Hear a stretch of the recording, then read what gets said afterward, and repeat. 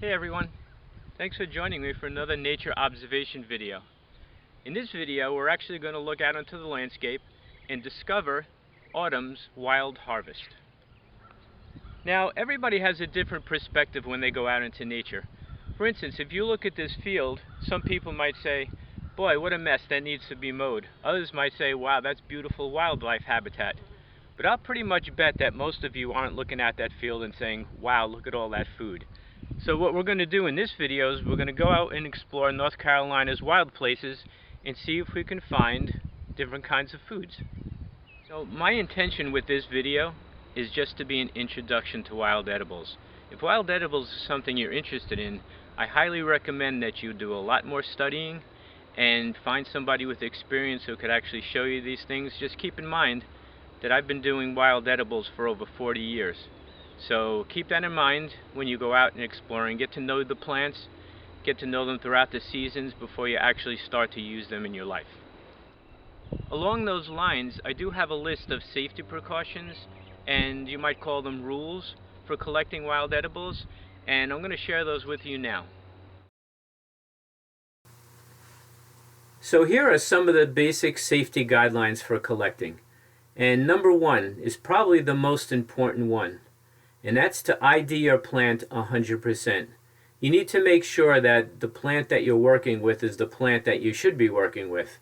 And I try to tell people that they really need to take time and get to know the plants. Follow the plants throughout the season. Know what it looks like when it first comes up in the spring. Knowing what it looks like when it flowers, what it looks like in the fall. Looking at a plant in a book is a good start. But really finding the plant out in the wild and really spending time with it is really important. Some plants have toxic lookalikes, and you really need to be careful and be really specific about what plant you have. Now there aren't a lot of plants out there that'll kill you, but there are a few out there that'll make you sick. And it's a good idea to get to know those toxic plants and what they look like throughout the seasons. Now there are certain families that you need to be really cautious with. One is the nightshade family, another is the carrot family. I suggest that people stay away from those plants until they really get to understand how to identify plants. As you get more and more experienced, you'll start to notice that certain families of plants have the same type of flowers or the way things are arranged on the stems, whether a plant has opposite or alternate leaves. These are all things that are really important, and I suggest you get a book on botany, and one of the books I recommend a lot is called Botany in a Day. And what it does is it teaches you the basic characteristics of plants and how to use those characteristics to help you identify the plant you're looking at. Number two, do not use plants within 100 feet of a busy road. The environment adjacent to a road is one of the dirtiest environments that you can find. Think about the thousands of cars that drive by that spot and all the things that leak out of a car, and after it rains it gets absorbed into the soil. You don't want that stuff in your plants, especially if you're going to use them for food. So be very careful not to collect things that you're going to eat on the side of a busy road. I've actually seen tanker trucks driving down the highway spraying defoliants on the side of the road. So you really need to be careful about being by a road and collecting plants. Never collect by railroad tracks. Now, it's very important for the people who run the railroad to keep those tracks clear, and they spray lots of poisons to keep the plants from growing on the railroad track. Number four, do not collect in neighborhoods. People's lawns are pretty toxic. Think about all the things that people spray on their lawns, even if they just fertilize them. They're using petroleum-based products which are really toxic, so stay away from people's lawns or shrubbery or gardens. Number five, some edible plants have toxic parts or are toxic certain times of the year. This is why it's important to get to know your plants. I'll give you an example. The plant elder is a toxic plant. The berries, when they come out at the end of the summer, when they're green, they're toxic. They're only ready to eat when they're completely ripe and black. So the plant is toxic until a certain time of the season. And the rest of the plant is toxic all year round. So you really need to get to know your plants and get to know the different times of the seasons when they're usable. Another great example of that kind of thing is the poke plant, or pokeweed. Now, poke is a toxic plant, but it's edible in the early spring, before the toxins start to come into the plant, and once it gets past about 6 or 8 inches tall, you don't want to eat it without some serious preparation, and I suggest you stay away from it. Another good example having to do with the pokeweed plant is that the berries are actually edible, but the seeds inside the berries, which are very small and hard to get out, are toxic. So I never recommend anybody eat pokeberries for that reason. Number 6. Some plants can cause dermatitis while collecting. Now, contact dermatitis is a red, itchy rash that you get on your skin. There's a couple of ways you can get this. One is you could be allergic to the plant that you've just touched. Another way you can get a rash from a plant is certain plants have certain defenses to keep animals from eating them. One of the best examples I could think of for this type of defense would be poison ivy. Poison ivy has an oil in it that if you touch it, there's a good chance you're going to get a really bad rash and or blisters, and some people get pretty sick from that. Another really good example of this kind of defense would be stinging nettle. If you rubbed against the stinging nettle plant, you'd know it. The little hairs on the stinging nettle inject a poison into your body, which causes a rash and causes itching and so on. And all that really is the plant trying to defend itself and trying to survive. Number 7. You can be allergic to a wild plant as easily as you can something that you bought in the store. Now, a lot of people, for instance, are allergic to tomatoes or peppers, things in the nightshade family.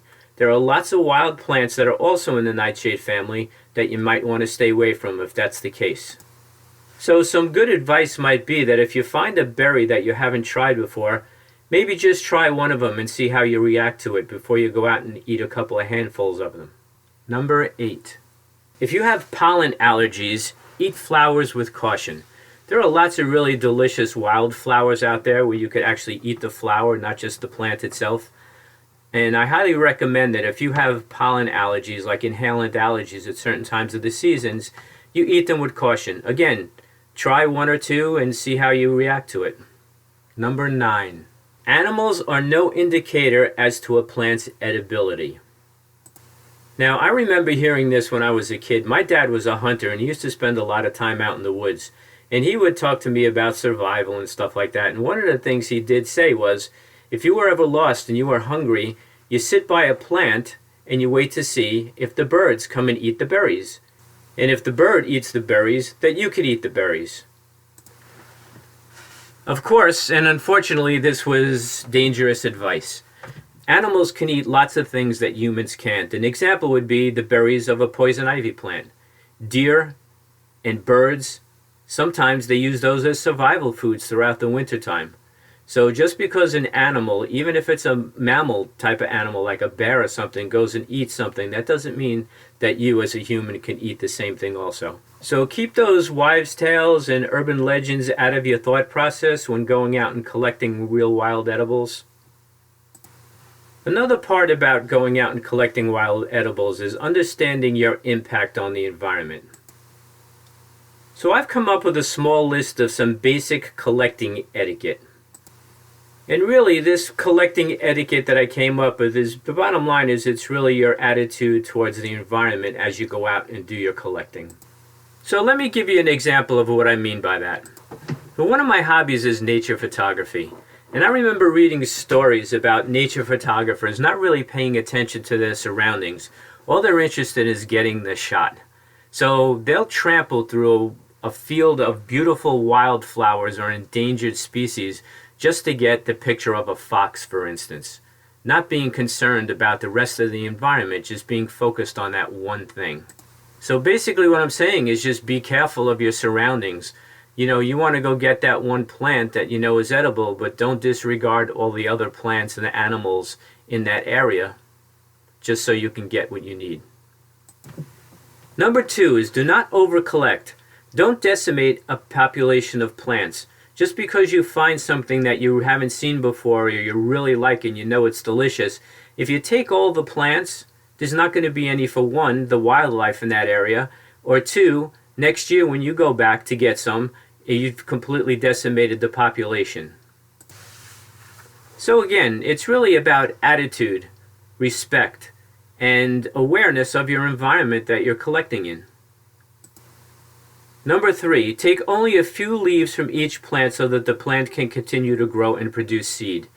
If you go in there and you take all the leaves off a plant, it's not going to be able to do its photosynthesis and survive and then continue to spread seed. So next year you won't have any plants. So if you have a bunch of plants in an area that you know you really like those leaves to eat or to make tea, grab just a few leaves from each plant and you'll have what you need, and the environment will have what it needs. And will continue to flourish, and there'll be plants again there again next year. Number 4, don't collect endangered plants. Unfortunately, there are a lot of wild edible and medicinal plants that you can't find anymore, or very few and far between. And one of the reasons for that is because there are some selfish people out there who go out and collect lots and lots of plants because they know they can make a lot of money on them, not concerned about the environment, not concerned about the next person who's coming along. One good example I could think of is ginseng. Ginseng is endangered. You used to be able to just go up into the mountains and find ginseng when you needed it. Now it's really hard to find because people go out there and they get selfish and they just take as much as they can just to make as much profit as they possibly can. So I'm asking you guys to just stay away from that attitude and really be respectful of the plants and your environment where you're collecting. Alright, now that we got that out of the way, let's go see what we can find. Autumn is the time of the year when most trees produce their seeds. And many of the seeds that they produce are really great edibles. And the most nutritious and the most sought after, not just by humans, but all animals, are usually the nuts. And I'm standing here underneath a pecan tree. Now, I don't really need to give a big introduction to pecan trees here in North Carolina. Most of you know a lot about them, probably even more than I do. And they're pretty common, and this is the time of the year when people go out and they collect their pecans. As you can see, that this tree this year has an abundance of seeds.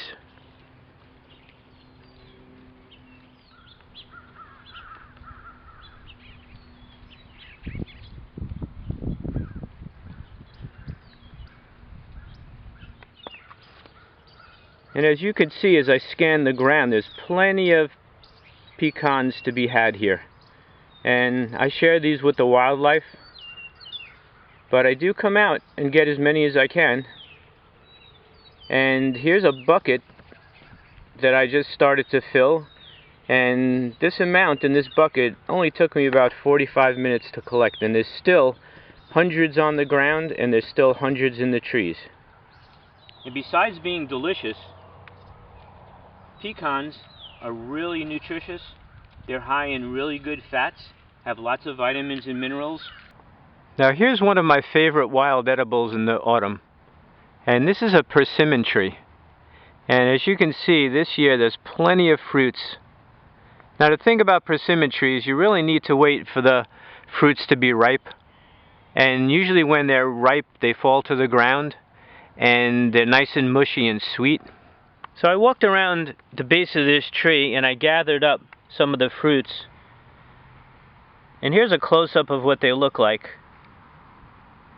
And I'm going to open one up just so you can see what the inside looks like.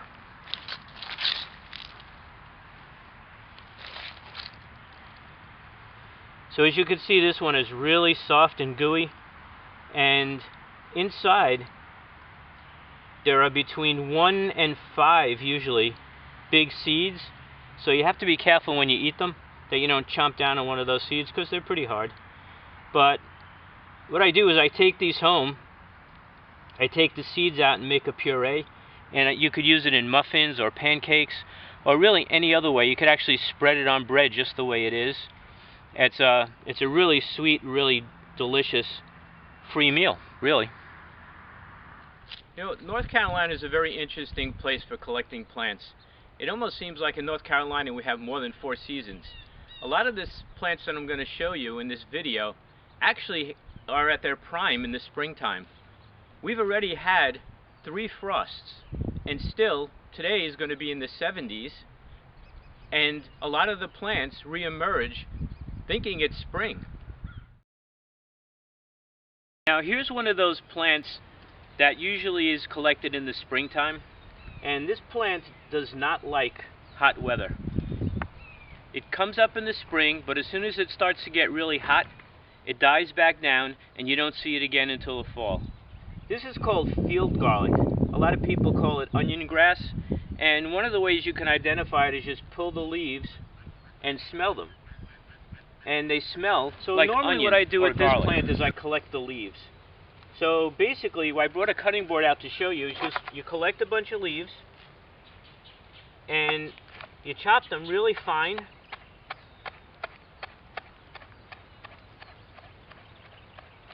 And after I chop them, I put them out in the sun and I let them dry and I put them in a jar. And you could use this as a seasoning in soups or anywhere else that you would use onions or garlic. But I use them a lot like chives. Now the other part of this plant that you could use are the bulbs. And if you take a small shovel and dig this up, you break away the dirt, and you can see there are tiny little garlic bulbs. And some of these could actually get pretty large. So what I'm going to do is I'm just going to run over to the hose real quick and rinse these off so I can get a better view. And I'll be right back. So I just took these to the hose and I blasted most of the dirt off. And just to show you what the bulbs look like. Now this plant has pretty small bulbs. You could find some with pretty good sized bulbs up to, I've seen them up to 1 inch in size. But these are garlics, and or you could use them in place of onions. You know, I've actually made onion soup with these in the past, and it's think of it as a free spice that you could find right in your backyard. Now here's a plant that when you first look at it, you're probably not thinking, boy, that looks delicious, I can't wait to eat it.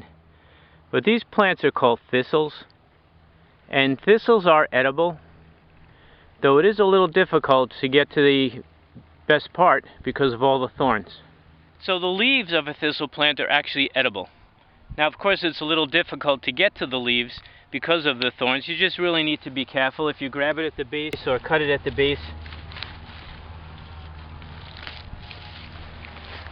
Now you might look at this and say, boy, how can I possibly eat that? What you need to do is you need to cut off these thorns, and you could basically eat the center stem, kind of like a piece of celery if you think about it. Now you could do this with a knife, but I actually find it a lot easier to just cut them off with a scissor. You go as close to the mid vein as you can without losing too much of the leaf.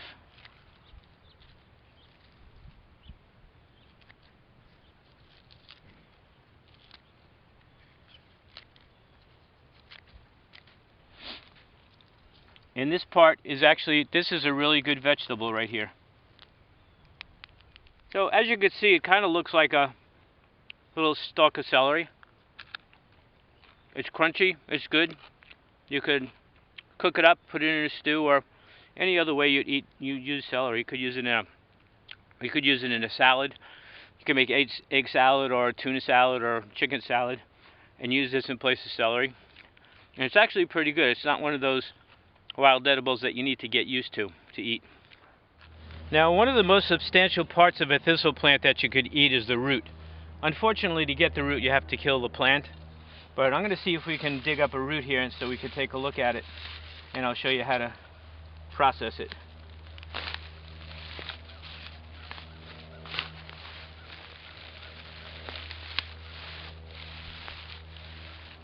Now again, you really got to be careful of the thorns. And for a really big, huge plant, it doesn't usually have a really large taproot.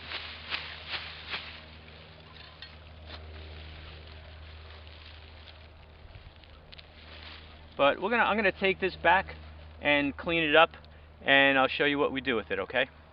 This plant here is called burdock. Burdock is a pretty common plant that grows in areas that have been disturbed.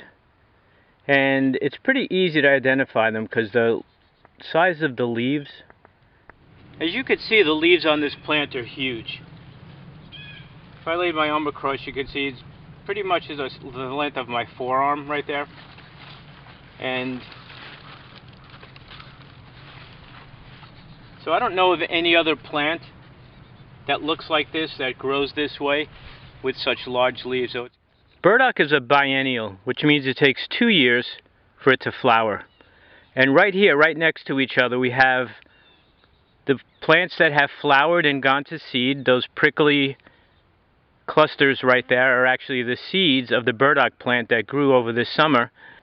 And growing right next to it is the first year plant with the leaves, nice green leaves, and that's what we're after. You'll often find these two together, so that might help you in identifying the plant also. The aerial parts of this plant are edible.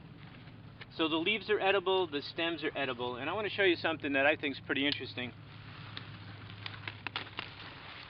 So we take a couple of leaves, and if we take the leaves off and we have stems, if you take a look at these stems, you can see that they really look a lot like celery, and they do have like a fuzzy coating on them. And what you do is you just take a knife and you scrape that fuzz off. Now the reason you take the fuzz off is it doesn't feel real good in your mouth, even though it is edible, but it's a little bitter. So I like to take it off. And I'm just going to take it off the end here just to show you what it looks like when it's done.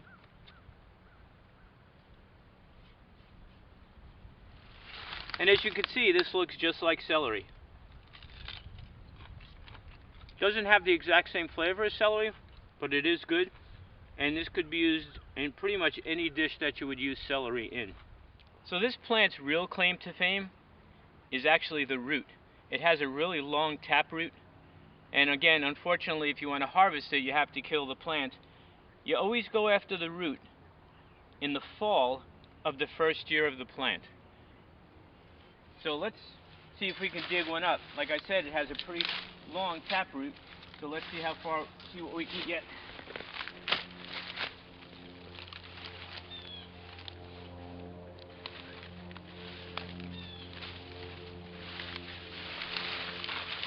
So I actually broke that root. So I'm going to try another one.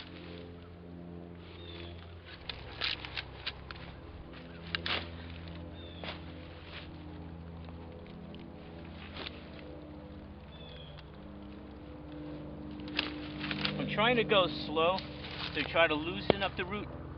But once you hear that snap, you know that the root broke. But that's still a pretty good sized root right there. So here's a pretty good view of the plant once you pull the root out of the ground. And as you can see, this snapped, and this root probably would have been about that long. These are really, really deep rooted. Now actually, the amount that was left in the ground, there's a chance that that would actually grow into a new plant by the springtime. As you can see, the base of the leaves have a reddish color to them, so that's another way to help you identify the plant. And we're going to go clean these off and we'll take a closer look at them. So I blasted the burdock root and the thistle root with a garden hose, and I cleaned off as much of the dirt as I could. And I'm going to open the burdock root up to show you what it looks like inside.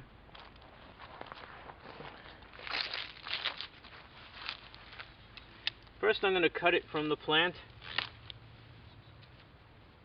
And if I was going to use this, which I will a little bit later, I'd probably take the outer bark, the root bark off, to get down to the really nice, succulent, delicious inside, which is a beautiful pure white.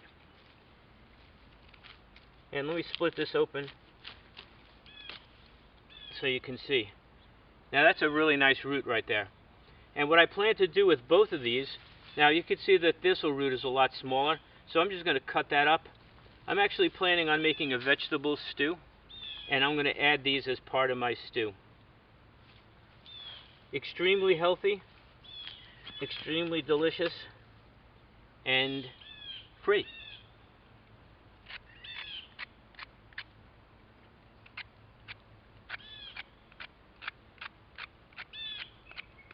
go. So I will take the outer bark off of these before I actually use them. The other thing you could do is you could cut these up into smaller pieces and dry them in the sun or dry them in a toaster oven, and you put them in a jar, stick them in the cabinet, and drink them as a tea throughout the winter time. I also cleaned the roots and the leaves of those baby burdock plants to show you you could actually eat these just the way they are.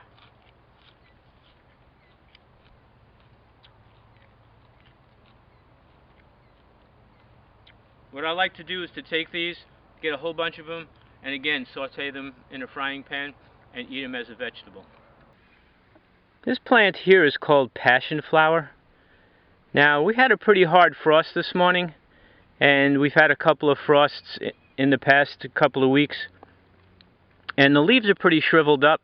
They definitely got frostbitten, but what we're really after are the fruits. And this time of the year is the perfect time of the year to collect these. Now, you'll see what I'm going to do is I'm going to go over there and lift up the vine and look for any fruits that are on the ground.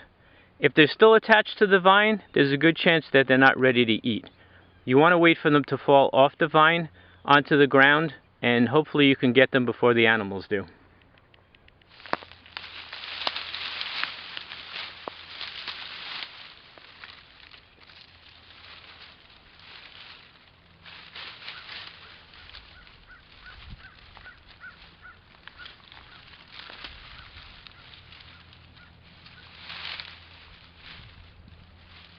So there are several.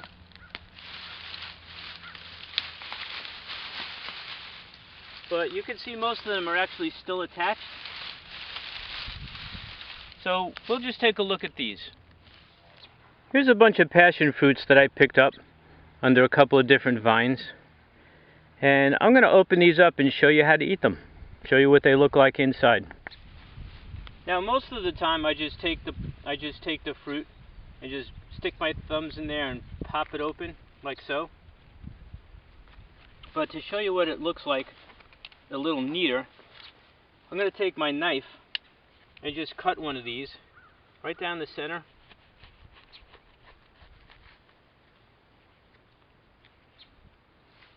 To show you what it looks like inside. This is what the inside of the fruit looks like. Now, the part that you're going to eat is actually the seed. And the seed is covered in a gelatinous material, and that's the part that you want. Now, normally what I would do is just break this open and eat it right out of the fruit. But what I'm going to do today is I'm going to show you how to scoop it out with a spoon. So once you cut the fruit in half, the seeds actually scoop out really easily. Now, you're not looking to eat that white stuff or the rest of the fruit or the green part. This is the part that you want.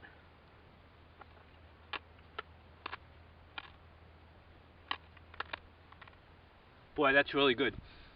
Now, the seeds are a little crunchy, but the fruit itself, the gelatinous part around it, may feel a little slimy, but it's really delicious. So as you can see, this time of the year, there's a lot of passion fruits around. And when you get a lot and you don't think you could process them all, one of the things you can do is you could actually break them open, take the seeds out, put them in a blender with some water, blend it up. You don't have to go real high. You could just blend it up on a low speed, then pour it through a strainer which will take the seeds out, and what you have is a passion fruit nectar that you could stick in your refrigerator, put it in a bottle, and it'll last a week or so, and it's really, really delicious. So I highly recommend, if you can get your hands on some passion fruit, to try them out. This next plant is called amaranth, and as you can see, it's looking pretty dead. Actually, it was really nice and green, and right after the first frost, it killed all the leaves, and now what we have left are the seed pods. Now, in the springtime and throughout the summer when the plant is green, the leaves are edible, and you could cook those up or use them any way you'd use any other kind of green. But this time of the year, we're looking for the seeds anyway. So what I like to do, the easiest thing to do, because the seeds are really, really small, you take the seed head and you take it and you knock it into a pail. And I'm going to do that to a bunch of these just to show you what the seeds look like.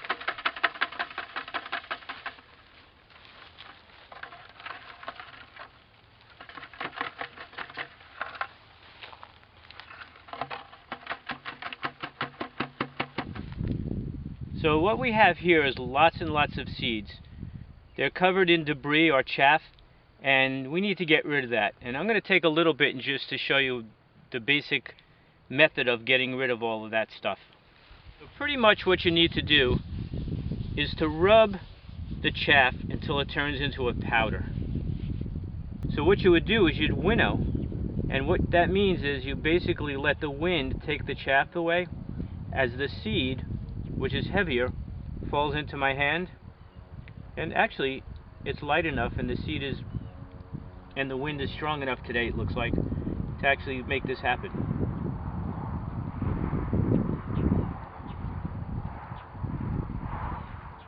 I'm going to do that one more time.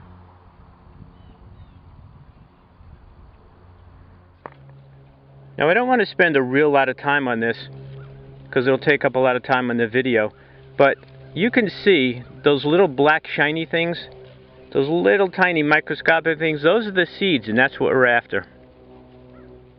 As you can imagine, after looking at the size of those seeds, that you would need an awful lot to make a meal. But luckily, there's lots of these plants, usually in an area, and you can get a pretty good amount in about a half an hour's time. So after doing all that work, you're probably wondering, what do you do with those seeds? There's a couple of things you can do. One is you could take them and sprout them. And as soon as they sprout, you could eat them raw. You could sprinkle them on a salad. You could actually cook them if you wanted to. The seeds themselves, just the way they are, they make a really good breakfast cereal, in my opinion. So my favorite way of using these amaranth seeds is just to boil them up and cook them up in the morning like you would oatmeal, and add some butter, a little bit of salt, and any other kind of flavoring you like, and you have yourself a really nutritious breakfast. To show you just how crazy things could get in North Carolina, it is now November 14th, and here's a plant that everybody equates with the spring, and this plant is called sweet violet. Most people recognize this flower in the springtime, but here we are, like I said, on November 14th, and it's blooming right here in the lawn. Now, violets are wild edibles. The flowers are edible, the leaves are edible, and I'll show you the leaves in a minute. A long time ago, there was a man named Euell Gibbons, and he was one of the first people to bring out wild edibles to the public. And one of the things that he did was he took the plants and actually brought them into the laboratory to get them analyzed. And when he was done with the analysis of the sweet violet, he nicknamed it nature's vitamin pill. And he would say that if you ate a handful of leaves every day, that you wouldn't have to take a multivitamin. So basically he was just trying to show you that really this is a very nutritious plant. Now here are the leaves of the sweet violet. And you notice how they're heart-shaped? They're pretty easy to identify. And you'll find the leaves at the base and the flowers usually above the leaves. So it's really good to know what the leaves of this plant look like, because once the flowers are gone, you still want to be able to identify it and use it. One of the things you could do is you can certainly just eat them the way they are. You could really use them like any other vegetable. But you could also dry these and make a tea out of them. One of the things I like to do, especially in the springtime when these are plentiful, is you make a big salad out of wild edibles and you put the purple flowers along with other wild edible flowers on top, and you have a really beautiful salad. To your health. That's good. Now here's a plant that's still around in the autumn. You mostly find it in the summer, but you'll still find it in the autumn at this time of the year. It's mid-November. And if you look at the leaves, you can see that it looks like a strawberry plant. And if you look at the fruit, you can see they also look like a strawberry. Now this is called false strawberry. It is edible. You could actually take these and eat them. As you can see, these tiny fruits do look like strawberries. Now they don't taste like strawberries. They have a very bland flavor.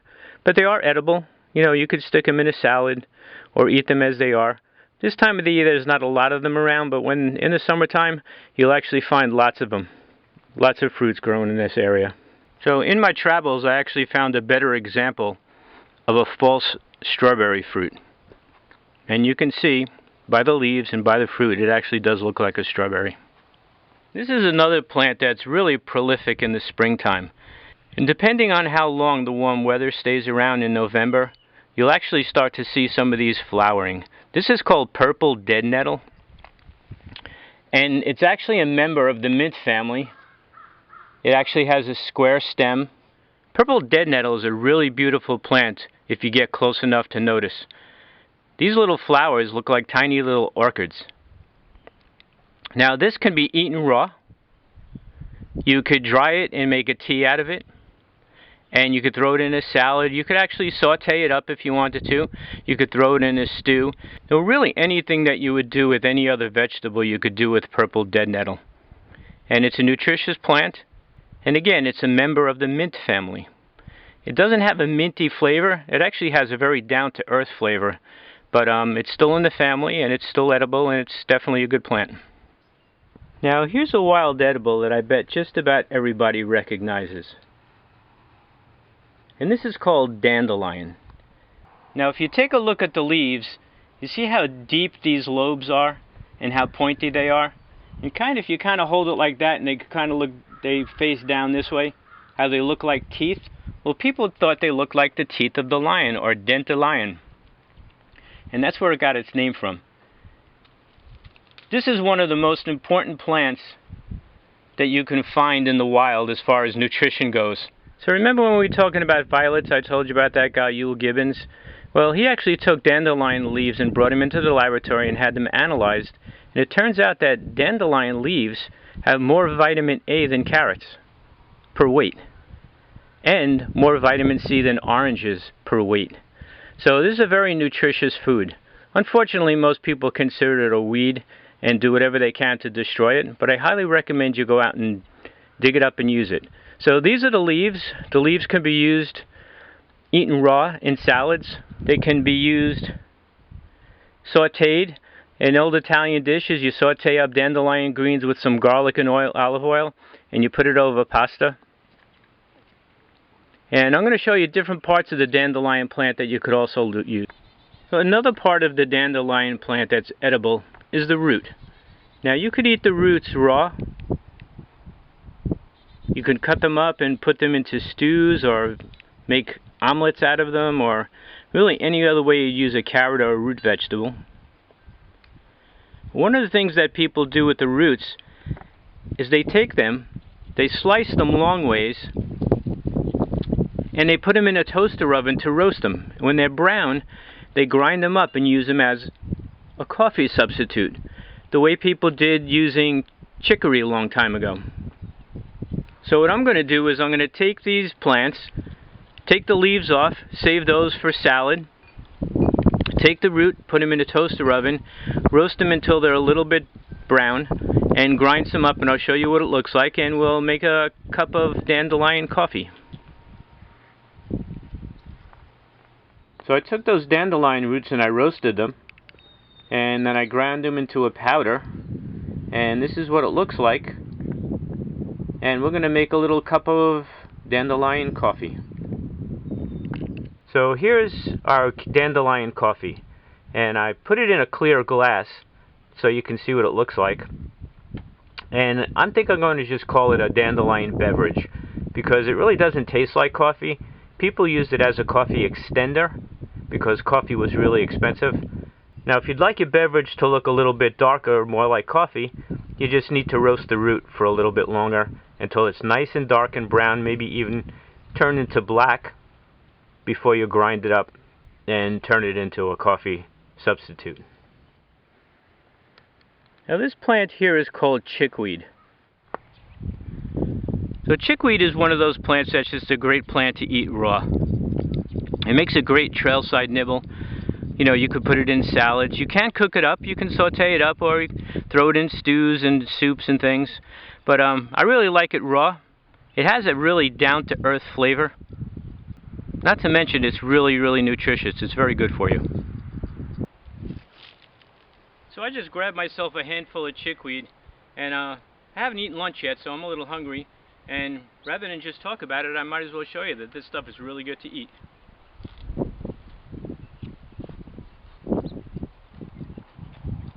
Yep, that's good food. Here's another great wild edible called sheep sorrel.